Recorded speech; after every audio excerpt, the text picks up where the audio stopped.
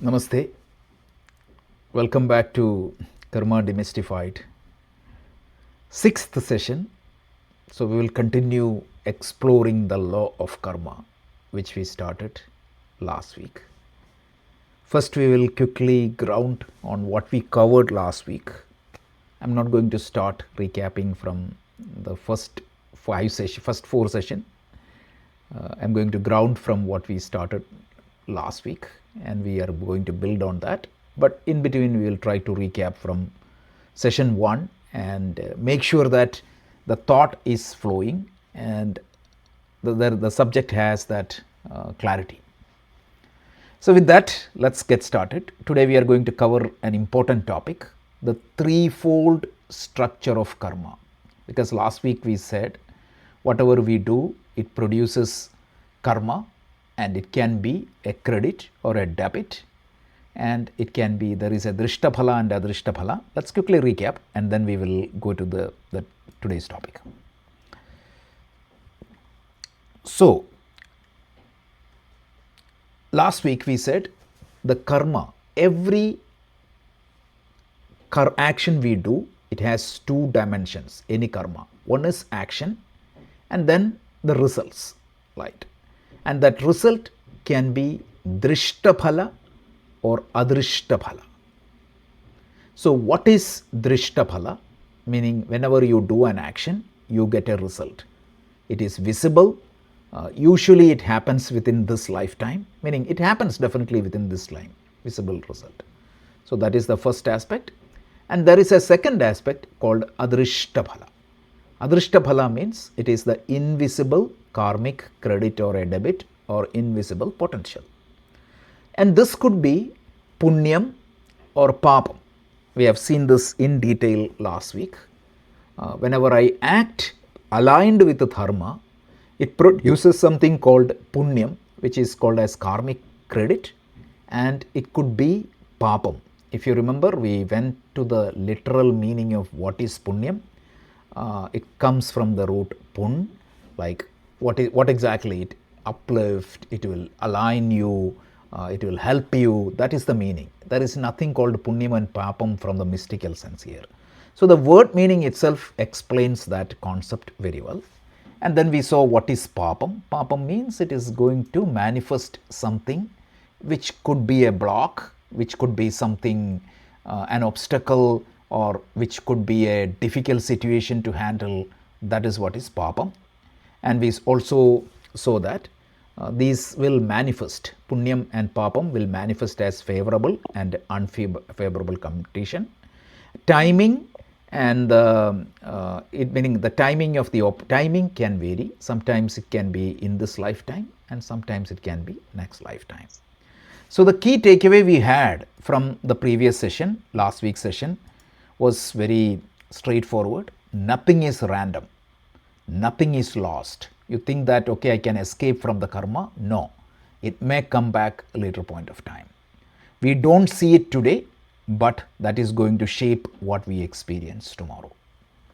This is what specifically we saw. So now we will go to today's topic. So today's topic is an elaboration or a continuation of what we have seen. The point is how karma shapes the future experiences. We can always logically explain the drishtaphala, but it is the adrishtaphala we are going to talk. The karma is going to, when you call karma, it is the adrishtaphala. Remember, the word karma has two dimensions. The first dimension is the kriya, and the second dimension is the adrishtaphala. And that adrishtaphala can be punyam or papam. And this adrishtaphala, the second dimension of the karma, can manifest maybe this time, maybe next lifetime, maybe after a long, meaning after like a set of future life, like after a long time, after a set of lives. And it can manifest as punyam, it can manifest as papam. Punyam will manifest as opportunities, papam will manifest as obstacles.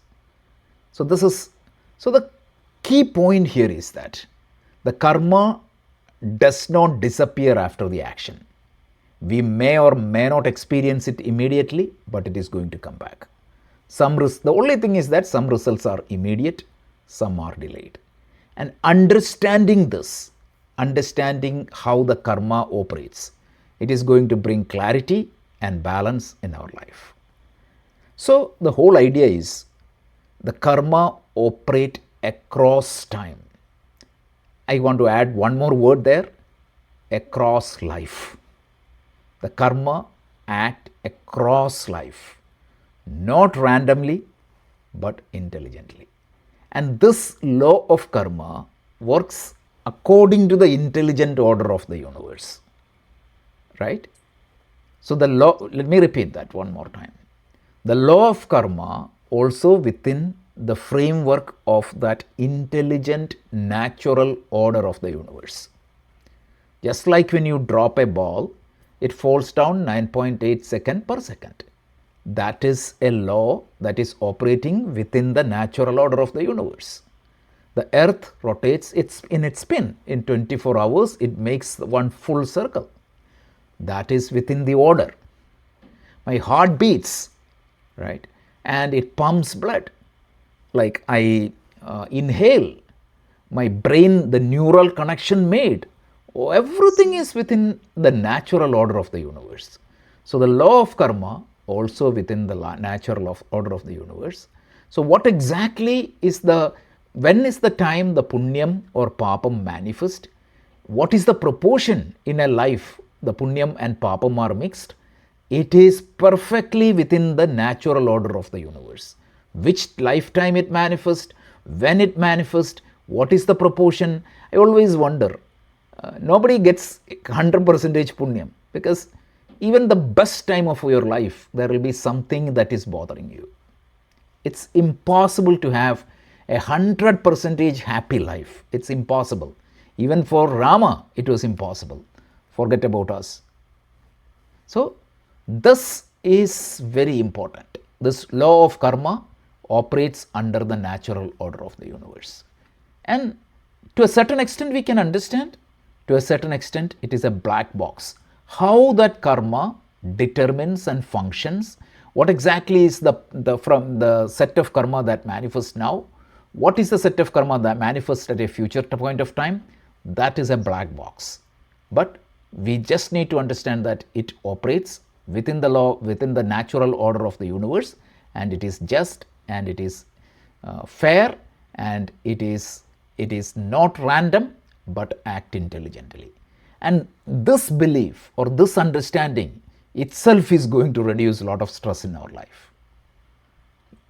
So let's continue. So now, one point people always forget is that the karma does not produce the result all at once. Not all actions mature immediately. Some results manifest now. I am talking about the adrishtam. Even the adrishtam, it is like that. But adrishtam, it's more random, more like unseen. The word itself, adrishtam, means you cannot see it. So that's why I said it's like a black box. You don't know how it happens. If I can borrow a modern day algorithm, modern day example, the artificial intelligence, some of these LLMs and some of these deep learning models, you have no idea how it is working, because it's impossible for you to do that. So law of karma is exactly like that. Gahanat karmana gati. That is why Krishna tells that famous statement in the 4th chapter. Karmano hyavi bodhavyam cha akarmanaha, vikarmanaha akarmano hyavi bodhavyam gahanat karmana gati. How the karma manifests, it is very difficult to understand. But you can understand that overall framework. So that is very important. So karma has its own timing, never rushed, never forgotten. This is very important to understand. Each word in the slide is carefully chosen. So it's clearly coming out of the scriptures. I'll post the slides after the class. Next week onwards, I'll post it before the class so that if you want to watch, you can do that. Okay, so the next one is that, so if all karmas are not manifesting immediately, it has to be stored somewhere. Some karmas are going to manifest in this life, right? I am acquiring new karma and there is a pool of backlog. So the karma organ, meaning it's not like physically, but logically you can think about the karma is organized in 3 major compartments. Very intelligently. And this is what we are going to see today. So the karmas are organized intelligently. Some are going to manifest in whatever karma that is going to manifest in this lifetime, that is one bucket. Whatever I am acquiring in this lifetime, that is second bucket. And what is the pool that is dormant for this lifetime, that is the third bucket. These are the simple way of understanding the different structure of karma. So results are distributed across the time, and this prevents chaos and injustice, because let's say that if you get all the punya in one life and all the papa in another life, it is going to be disastrous. So karma is structured and it is not chaotic. So now let's try to see the threefold structure of karma. The first pool or the first storage is known as Sañchita Karma. Sañchita Karma means the accumulated pool of karma. This is the total store of all the past actions, mostly unmanifest. There is no way for us to see what exactly in my pool of Sañchita Karma. This is going to be the source of my future experience, not this life, but the future life. So, Sañchita Karma, we can call it as a database of a being, karmic database of a being. Very simple, computer-based explanation. Sañchita Karma can be called as a karmic database of a being. Everything is logged there. And from there only, it will be distributed what is accumulated this lifetime, there is a subset, and what is going to manifest in this lifetime, that is another subset, and that is not manifest, it remains in the Sañchita Karma. So this is the definition of Sañchita Karma. Sañchita means accumulated storage pool of karma. That's it. Sañchita, means it is the bag. That's the literal meaning. So baggage of karma, database of karma, all that is stored. So every karma will be logged in the Sañchita Karma. That is the primary database of karma. Now let's go to the second aspect of karma. Sañchita Karma, the second one is modern analogy of Sañchita Karma. Like a cloud storage of life experience. I don't have to explain cloud computing. Most of you are in the IT field. This is exactly like that. I cannot take a better example than this, right? Not everything is downloaded to your local computer at any point of time. Only what is needed is activated. The rest will stay safely, securely in the cloud. Whether it is AWS or Azure or Google Cloud, this is one of the best examples. You won't see this in books. This is our own examples. But I cannot find better examples. So all karma exists, only something are activate. And that total cloud of karma is known as Sañchita Karma. Okay. Let's go to the next karma. The next karma is called Prārabdha Karma. Prārabdha Karma means it's a portion of the Sañchita Karma, subset of the Kamchita Karma chosen for this time.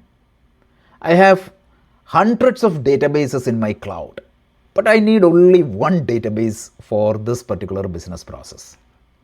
Everything else will not be running, it will not be consuming resources, it will be in the dormant mode, but this database will be up and activated.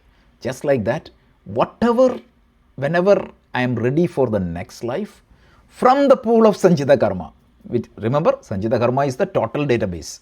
What is needed for that particular life is selected, activated. So this Prārabdha Karma is going to determine what exactly is going to be your this lifetime. It determines the type of body you get, the family you get, and conditions you get, the type of people you interact with, and the type of life situations you get. All this will be influenced by Prārabdha Karma. And this must be experienced. See, the thing is that it gives you certain conditions, but it will not determine the result or the outcome of that condition. This is where we need to draw that fine line. And this is where it differentiates between destiny or a fate versus karma. That is exactly what we are going to cover in the next class, drawing directly from the scriptures. I'll quote Sanskrit verse, show that karma is not destiny. So we are going to use that famous set of shlokas, and this is what is determining the difference between what is destiny. Destiny means it is going to happen. This is situation will be given to you. How you respond to that situation, how do you deal with that situation, that is in your hand. And some people are skilled. They call, meaning they are agile. I don't know, only the computer terminology is coming to my mind today, but some people are very agile. Depending upon the circumstances, they adopt. And that's a beautiful skill, and that skill is known as yoga. The second chapter, when you read the book Unlocking the Human Potential, we explain this very nicely. Yogaha karmasu kaushalam. It's not just the efficiency in action. It is the ability to understand what is the situation. It is the ability to pick and choose the right action. And it is the ability to retreat from the actions at the appropriate time. It is the right attitude of the mind. And when you act in that way, you are supposed to be skillful in action. And that skill is known as yoga. Yogaha karmasu kaushalam. So this is what it is. You need to be experienced. So the prarabdha is the simple explanation why the life is like this. Sometimes we all feel that. In Mahabharata, Vanaparva, beautiful story. Yudhishthira and Draupadi was under the Himalayan mountain, and a few seconds Yudhishthira got a little bit disturbed. He thought, in my life, if I count my punya and papa, yes, I would have done one or two mistakes. But everywhere else, I never did any shortcuts. I tried to diligently follow dharma. Even when I am suffering, I followed dharma. But look at my life. Everything is a problem. That is the time Draupadi comes and tells Yudhishthira that I had a wonderful interaction with a sage when I was a child. This sage came to my palace and had a good conversation with me. At that point of time, I didn't understand what exactly it is. And that is law of karma. So that's a beautiful explanation. In another situation in Vanaparva of the Mahabharata, like Yudhishthira himself got a little bit again disturbed. Why this is happening to me? Even within forest, it is a problem. Like they had to face challenges. So that time he had a meeting with the Markandeya Rishi, and Markandeya Rishi also explains him karma. And he tells, your suffering is nothing. Look at the suffering of Rama. What Rama had gone through, you haven't gone through 1/10 of that or 1/100th of that. And this is out of the topic, but just one line. This is the time he narrates the whole Ramayana. So there is a Ramayana in the Mahabharata, 580 shlokas. So since I'm researching on this Ramayana, there are different places the Ramayana is narrated. In Mahabharata, there is a narration of Ramayana in 580 shlokas. It's not like one or two shlokas, 580 shlokas. So that's where this is explained. So we have seen Sañchita Karma, we have seen Prārabdha Karma. Let's continue. Then the third one is called meaning what we can control and what we cannot control. So the Prārabdha you cannot avoid. The situations that comes to you, you cannot avoid. But response to Prārabdha, this is what is Draupadi teaches Yudhishthira. You cannot avoid your Prārabdha, but how do you respond to your Prārabdha? This is what we are going to deep dive next week. So I'm going to, like, there is a beautiful example he gives with a river, like the flow of the river, your effort, you wanted to cross. That's a beautiful, beautiful example that is given. So we are going to talk about that. So the Prārabdha you do not have control, but how do you respond to the Prārabdha? It can make a difference.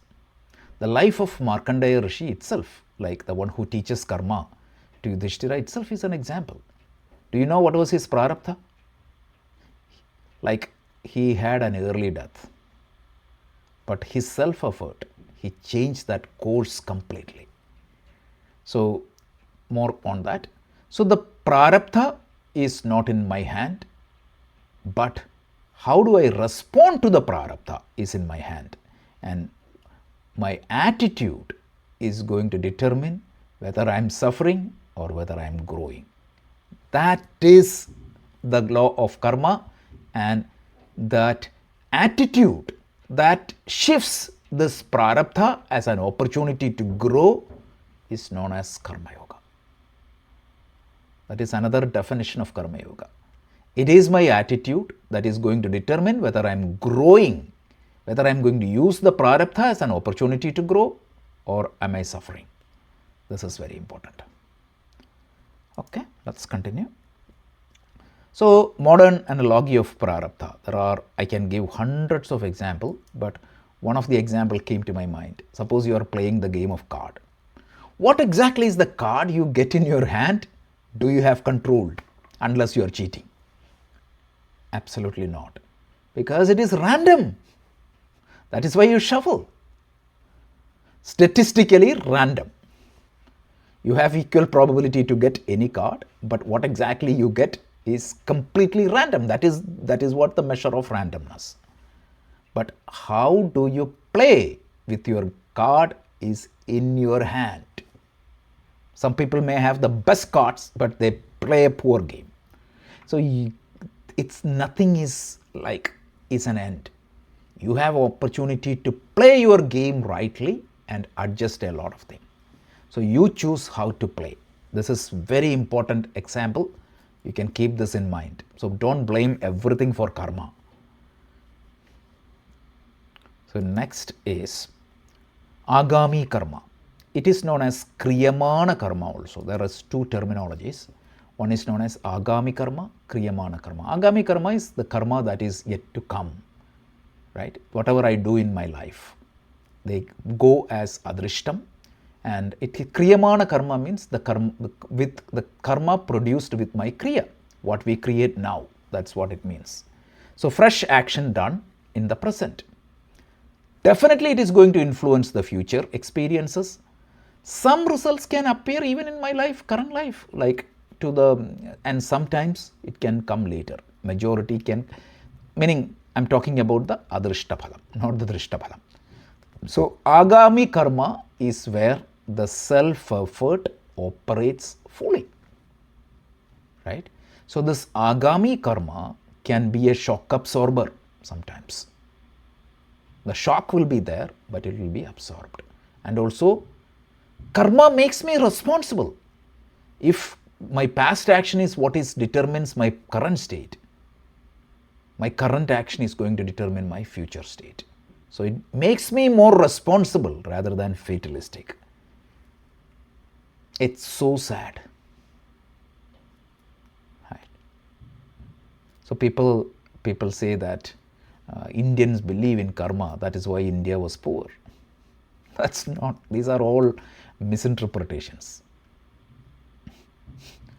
So actually somebody from Saudi Arabia made this comment once, a long time back in 90s. I still remember. So Indians believe in karma. That is why India is poor.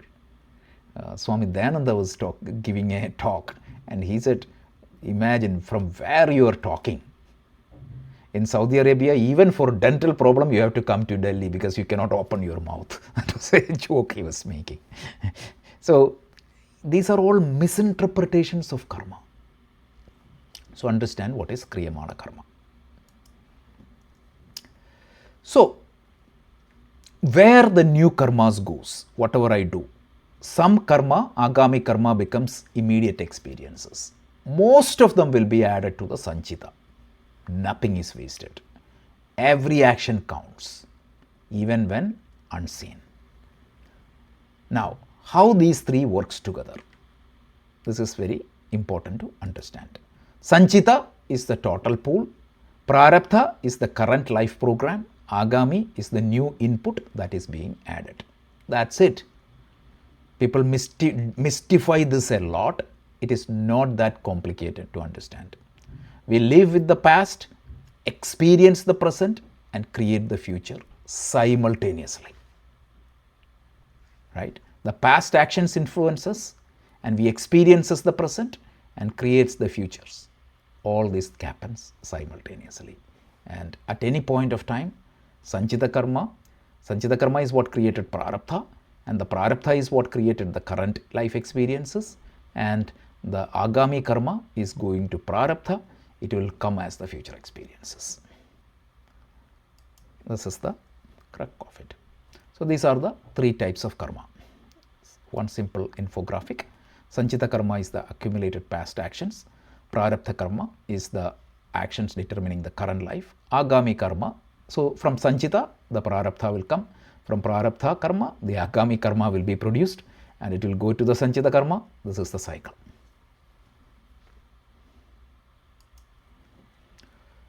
Okay, so that's mainly what I wanted to cover. I will hand over to Avanti, but before one thing, I really wanted to re-emphasize, this is not fatalism.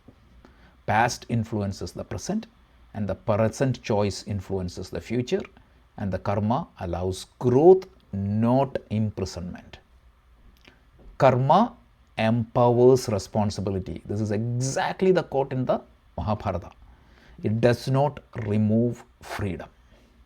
It makes you more responsible. That's it. Okay. So before I go to the recap, let me hand over to Avanti for her comment. Namaskar and happy Makar Sankranti. It will happen for you all tomorrow morning for those who are in the US. In Singapore, it's already the 14th of January. This is where the sun gets into the Uttarayana.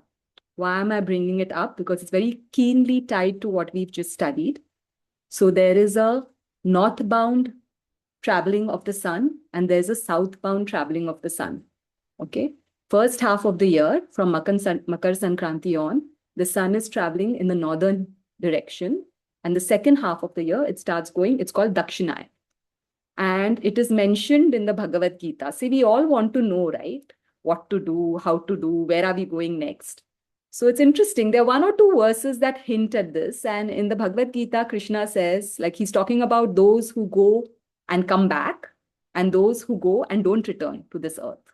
So he's given various kind of tips, you know, like when you pass away, when you're passing away, if you're able to hold the breath over here, able to chant Om, you come to me. It's not as simple as that. It goes much deeper. We'll study it when we come to the Gita.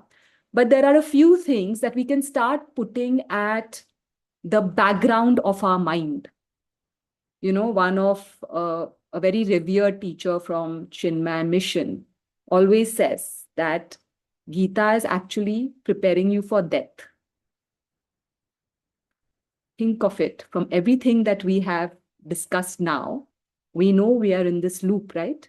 Birth loop, birth, death, punarapi jananam, punarapi maranam. And he said, when knowledge comes into your life, it starts preparing you to die right. because that's where you're going to go next. And eventually, with good actions, refined actions, that ultimate death, which will happen, will be self-realization.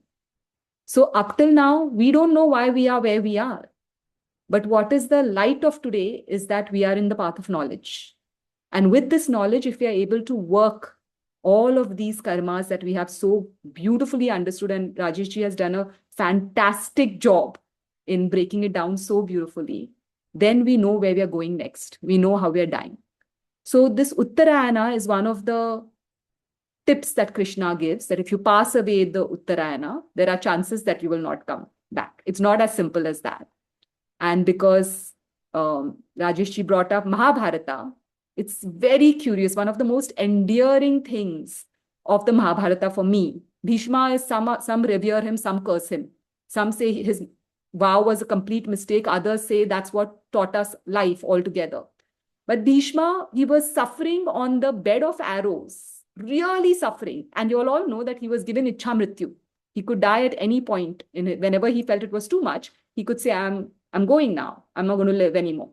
He chose to wait in that pain on those bed of arrows till the sun began its northern travel. Can you believe it? He waited for 14th of January, 15th of January, whenever Makar Sankranti comes.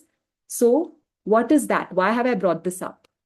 That is with whatever knowledge you have, the effort that you put in the moment is what will decide your best chances for future birth. Whether you're coming back with it or whether you're transcending it altogether. So to just quickly recap everything that we've studied, Sañchita Karma. I hope it's very, very clear that it is the accumulated karmas from your first inception. When Buddha saw all his lives, he saw himself first as an amoeba or something. So from that point to where you are sitting right now in this panel, all of that is Sañchita Karma. Rajesh used a beautiful word, database. I'm not a computer person at all, completely tech illiterate. So I'll use another word. It's your cosmic warehouse. Everything that you have collected over how many ever lifetimes you've lived, we don't know. There are stories and stories that we've come from animal births and we've come from this. We don't know. We are just going by what has been told to us by our predecessors on the path of knowledge. So as a monkey, as a donkey, as an amoeba, as a rock, whatever you've done is your Sañchita Karma through the entire process of evolution. Shankaracharya uses a very interesting word for Sañchita. He says it's anadi. It's beginninglessness. You cannot fathom what the beginning is. You know, Amisha asked her question very interestingly. We are all a clean slate when we first take birth. And I explained, please go back to that answer. The minute there is identification, clean slate is no more. You understand? So minute we get into, I am the body, I am the mind, I am the intellect, that's it. You start rolling in one direction and karma starts forming. So it does not have a beginning that we can understand. Perhaps when we become Buddha under the Bodhi tree, we'll see where it started and where it's about to end. But till then, we don't know any of that. Important, Rajesh has said this, it does not fructify all at once. There's no way that it can all happen together in one go. So only a portion of it, which we'll come to next.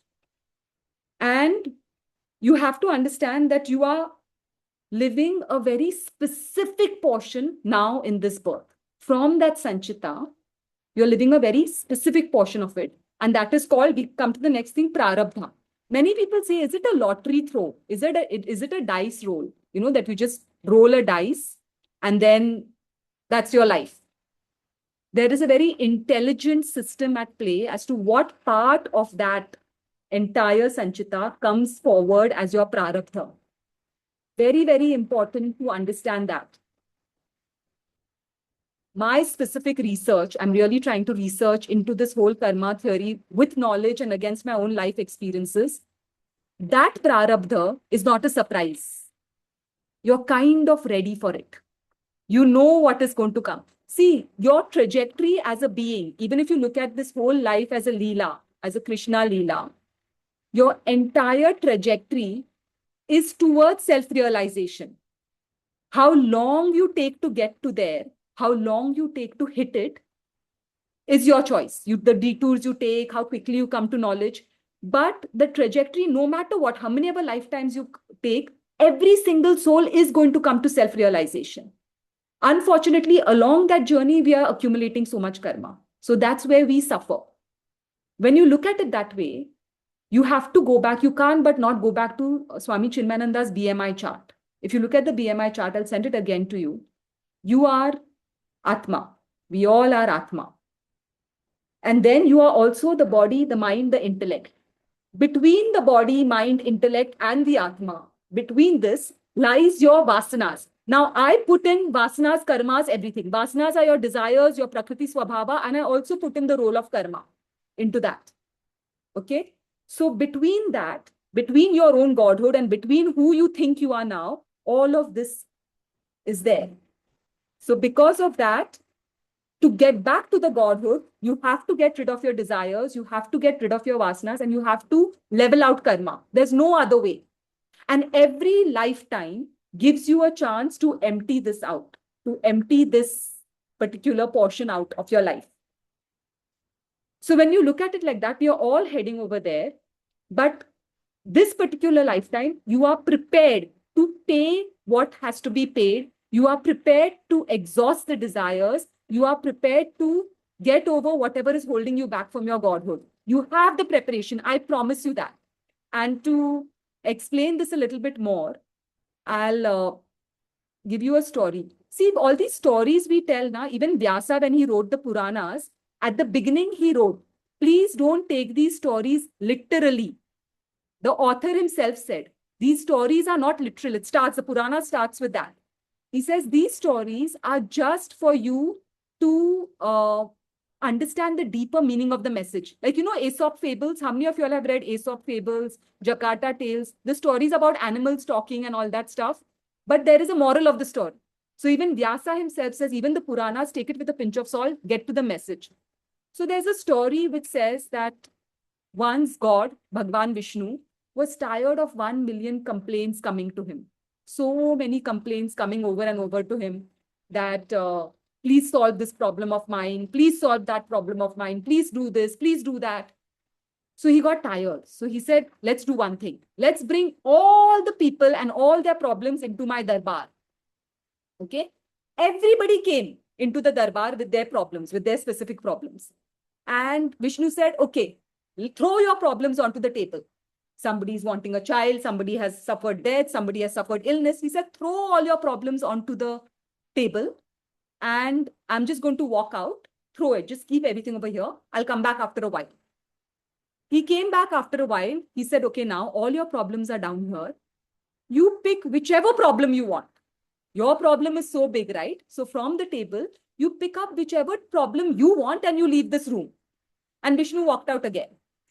Again, he came back and he looked and everybody was taking their own problems and going back. Do you understand the deeper import of this story? Grass is greener on the other side. We think that our problem is the worst. But when given a choice to take another person's problem, you will walk out with your own problem. And this is what the point I'm trying to make, that you are prepared. You are fully, absolutely prepared to sort out whatever problems you have. You are blessed with that body. You are blessed with that mind. You are blessed with the intellect. You are blessed with the circumstances. Why do we feel that we are not able to? Because we get overwhelmed. Why do we feel that we are not able to? Because we think other people's problems are easier. I'll give random examples. You have a difficult child, and that is the be-all and end-all of your existence. This child is difficult. Think, would you want a handicapped child? Would you be able to deal with that? So we think that we are not able to, deal with what we have. But Prārabdha, I promise you from my own life, and I'm looking at it and the way it's played out, you have the means and method to handle it well. So that Prārabdha, if you stick to your lane, not compare with others, use all your tools and your instruments that you have in your life, and most importantly, be blessed with knowledge. You will be able to ride through this Prārabdha in a very nice way. Okay? So this Prārabdha is only a part of the Sañchita. Again, I'm going to repeat, That slice you are totally prepared for. I promise you, you're prepared for. Okay? Because what is the goal? Self-realization. If you have the knowledge, you will have all the means, you will have the grace to fulfill that, whatever the problem may be, and move. So it's that slice which is completely ripe for fruition. If you look at it in another way, is that it's your most pressing desires which will bring you here, and your most immediate karmas that need to be settled. That will bring you here. Is it a lottery draw? No. Is God thinking, let's make this life a suffering life, let's make that life a non-suffering life? No. And especially if you're on the spiritual path, another promise I will make quite unequivocally, especially if you are on the spiritual path, you will be prepared to finish off all these negative karmas, problematic karmas. All of that you will face very square because it has to be empty. So that is your Prārabdha Karma. Prārabdha has to be experienced. There is no way of bypassing it. No matter what you do, there cannot. Even a jnani, as we have seen, whether it was Rama, whether it was Krishna, I mean, you talk about incarnations or even the saints and rishis. Swami Chinmayananda was working with a half lung most of his life, and he has revolutionized the spiritual world. That Prārabdha, he could have healed himself, right? Why should I travel the world with a half lung? Why would I do it? Ramakrishna, as I mentioned in the last class, had throat cancer. Ramana Maharishi had some other tumor in his elbow. There are examples and examples and examples of it. So Prārabdha, whether you're a jnani, whether you're teaching 1 million people, Swami Swarupananda, my initiate guru and who is the current head of Chinmay Mission, he was told that you will never walk again. He had just become a brahmachari, you know, then the first step that they take when they wear the yellow, at that time he came into this horrible disease of the spine, arthritis of the spine in its worst form. He was barely 21, all raring to go, completely inspired by Swami Chinmayananda, ready to go out into the world, teach the world, transform the world. And he himself was on the bed. I mean, some of the stories that have come through about how much he suffered physically. And that time he was given the verdict, you will never, ever walk again in your life. And today he's the head of the Chinmay Mission all across the globe, walking, not flying, running, you know. So even if you're a self-realized person, even if you're on a path, even if you're gaining knowledge, that Prārabdha cannot be shut out. It cannot be bypassed. You will have to go through it one way or another. So enlightenment will not stop what is going to happen to the body or what is going to happen to your life circumstance. But it will stop. What does it do? What does knowledge do? Every life circumstance, it breaks the bondage with that circumstance. It breaks your identification. Your knowledge will break that identification. So just now, if you're suffering a horrible mother-in-law, if you come to Bhagavad Gita class, your mother-in-law is not going to disappear. But actually it happened to one person, you know, that mother-in-law was troubling so much and then suddenly she disappeared. And then she said, it's all due to Gita. It cannot happen that way. Okay. The mother-in-law will continue to exist, but your affectation in that particular scenario is what will come to an end. That is what knowledge does. That is what Prārabdha does. Now, when we come to the next thing, Kriyamāṇa Karma, most important. I think this is where our power lies. When you talk about free will and destiny, when you want to divide the two, it comes only to Kriyamāṇa Karma. Okay. So Prārabdha, what has come to you is destiny, unalterable. If I have struck an arrow, it is going to hit the target. Okay. That cannot be altered. It has come. It has arrived. I have married who have married. I have produced who have married, who have produced. None of that can be changed. But the most important thing is that when you come into knowledge, what you start doing with what is in front of you, whatever circumstances, good, bad, indifferent, what you do is becomes your Kriyamāṇa. And that's the only place where you have power. That is the place where Bhagavad Gita steps in. Now we can go, and I'm going into one story as to why, you know, Dhritarashtra was born blind, why he lost 100 sons, the past, because we all want to know, give me the cause and I'll deal with the effect. But unfortunately, like Shankaracharya said, past is anadi. We don't know where it started. But I'm going in through all these stories. So we don't know why the Pandavas were in that war. But the fact remains what? That they were in the war. Now, Arjuna had two serious ways he could go.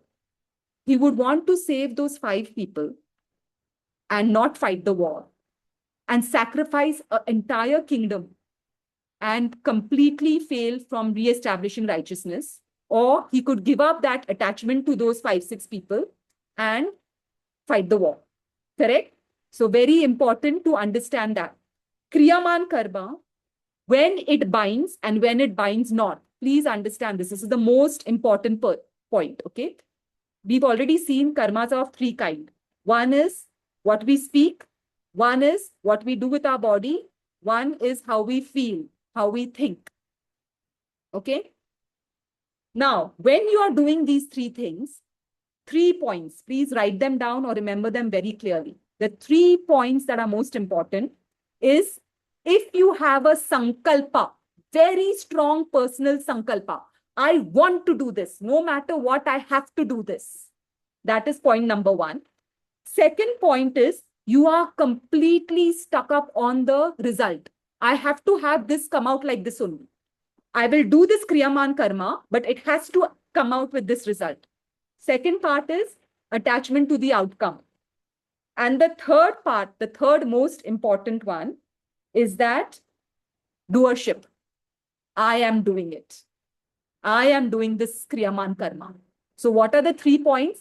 I am doing it, kartritva bhav, sankalpa, there has to be a personal reason I want to do it.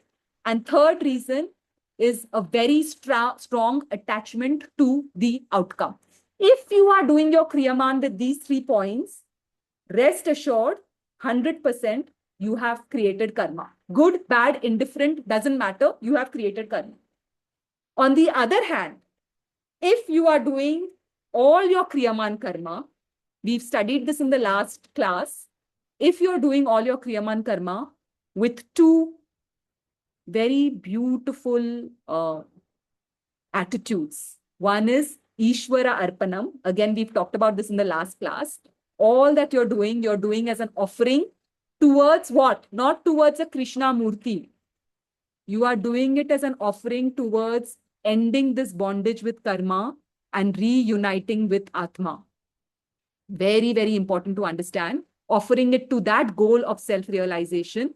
And in that karma, whatever you're getting, whatever you're receiving is prasada buddhi. Why? Because there's no personal interest. I need to get this, I don't need to get that. So very important to understand these 2 things. And most importantly, there's no doership. Again and again, we've already studied in the first few chapters of the Bhagavad Gita. We studied it so nicely. Atma does nothing. So the more you identify with Atma, the less karma you accrue and the less you are binding yourself in karma. So remember this very well. Action itself is never the bondage. It is the doership that creates the bondage. I've said it in both the answers as well. It's not action. Till we are alive on this planet, whether we like it or not, our body will act, our mouth will speak, and our feelings will continue to be good, bad, indifferent. So we cannot avoid action. But when you get those 3 points that I have said into the picture, that is where karma starts forming. Now, from this Kriyamāṇa, whatever you're doing now, whatever you're saying, whatever, births your Āgāmi, which is your future. When we talk about phalas, drishta phala, adrishta phala. So from this Āgāmi starts coming out the fruits of those actions that you're doing now. Correct? So when you're doing those actions now, it has a result. Again, those results are going to be drishta or adrishta. It's going to be either seen or unseen. It can happen immediately. It cannot happen. It'll happen after many lifetimes. I told you all that Dhritarashtra's story. He smashed some 100 eggs many lifetimes ago. Had to go through many lifetimes to have the punya to be able to produce 100 sons, and then lost all those 100 sons. So we don't know how that works. Okay. So all of those, the fruits, all the arrows that I'm hitting now with my speech, with my feelings, with my actions, are creating a momentum. They are creating some fruits. Those fruits, no matter what, are going to come back to you. whether they come back as Drishtaphala or they come as Adrishtaphala. If they come as Drishtaphala, you're going to see it immediately. You have a really bad meal at night, in the morning, you're going to suffer as hell. Adrishtaphala, it will go back. Where does it go back? Into the database or the cosmic warehouse.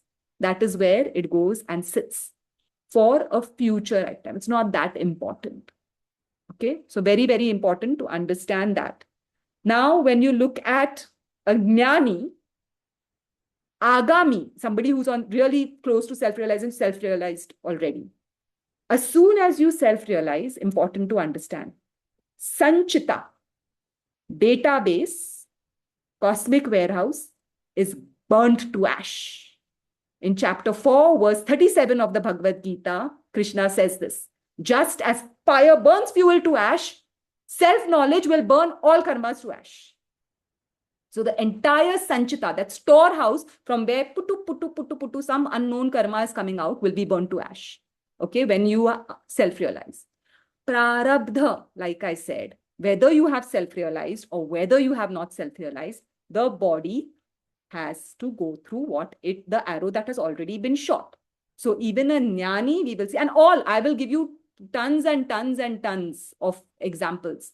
Whether it was Swami Tapovan, the head of the Chinmay mission, the very source of our knowledge, the amount of health problems he had, stomach problems and all of that, and all the rest that I've mentioned and I keep mentioning.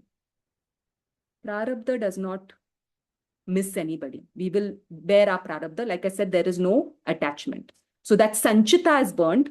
Prārabdha will continue. Kriyamāṇa, it follows those 3 rules. What are the 3 rules? Kriyamāṇa is the actions that we are doing, correct? So Kriyamāṇa follows those 3 rules, which are, there's no doership.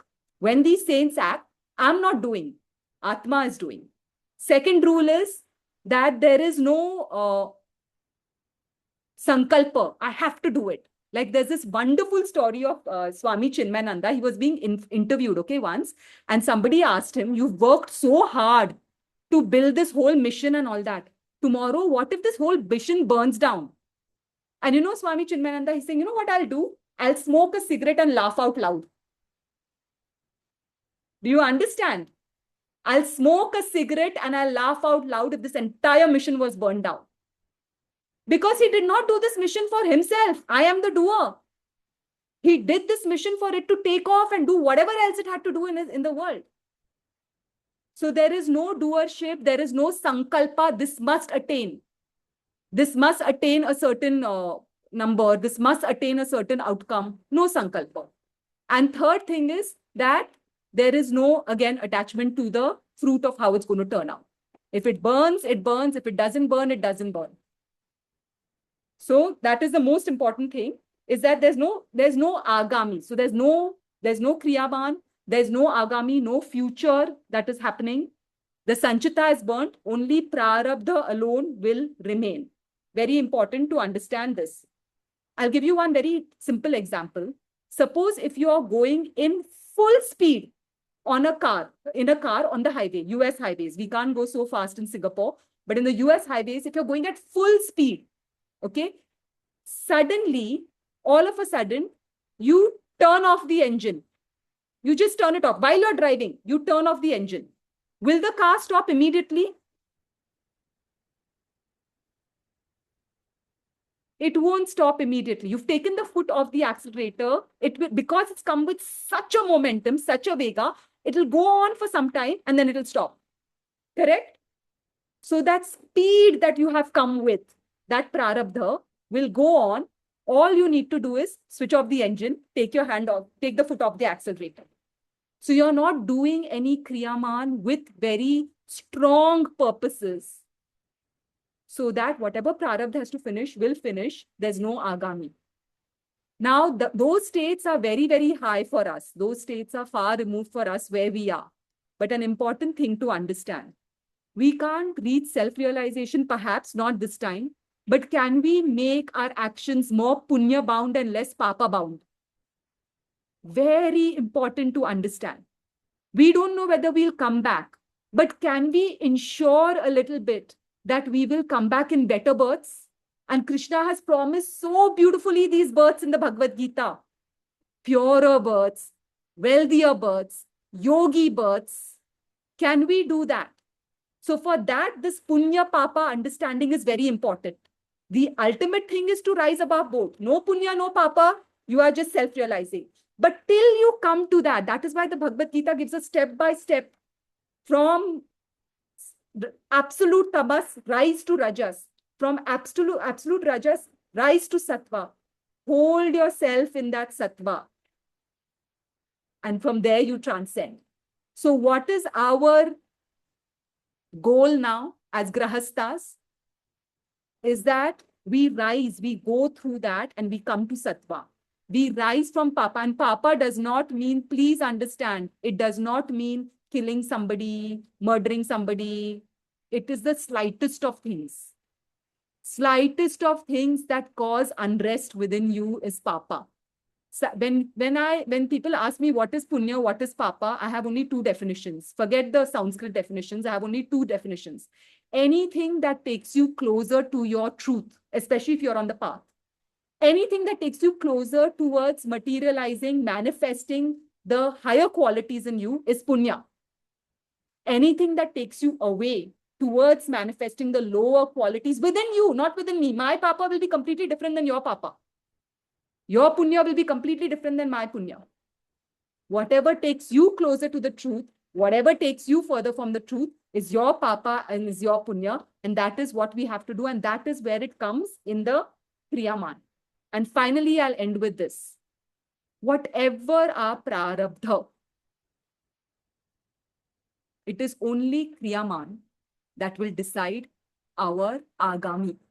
And that will start cleaning up our Sañchita. My teacher puts it beautifully. Whenever this quandary of free will or destiny comes up, he says it very simply in English. He says, what is the future? You can write this line down because it is stellar if you understand it. What is the future? It is but the past modified in the present. What is the future? It is but the past modified in the present. Most important thing to understand that. Nelson Mandela's Prārabdha was to be thrown in the prison where people peed in his food and gave it to him. They peed in his food and gave that food to him. He met that same person, that same guard who peed in his food when he was free and when he was at the top of his political career, and he smiled. He could have, imagine if we were in that situation, 27 years in the prison, what would we have done? From that prison, he became Nelson Mandela and changed the destiny of African Americans. Walt Disney was in the prison. If we were in the prison, what would we have done? He started doodling on the walls, and on a prison wall, Mickey Mouse was born. So Prārabdha escapes none.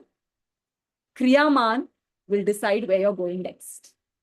I hope that helps. And I've finished on time. Extreme apologies that in the past, I thought the class was 1 hour, 15 minutes. I didn't realize it was just 1 hour. So sorry for keeping you all back in the past. But today I've put alarms and I'm keeping on looking at my watch. So thank you for your patience and thank you for listening.